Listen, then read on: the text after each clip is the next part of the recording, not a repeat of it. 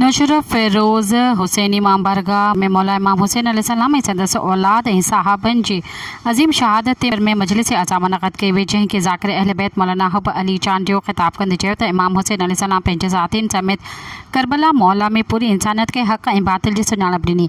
इमाम हुसैन अलैहिस्सलाम पंहिंजे जानिसार साथियुनि समेत पंहिंजे जानियुनि जी क़ुर्बानी ॾियणु पसंदि कयो, पर ज़ालिम ऐं जाबर हुक्मराननि यज़ीद जी बैयत न करे साबित कयो त वक़्त जो हाकिम केतिरो बि ताक़तवर छो न हुजे, उनजे साम्हूं जबल वांगुरु बीही रहिजे। यादि रहे त हुसैन इमाम बारगाह में गुज़िरियल 30 सालनि खां बशीर हुसैनी वस्तुलो जे तरफ़ां हर साल मुहर्रम अल हराम जा 10 ॾींहं मजलिस अज़ा मुनक़द कई वेंदी आहे।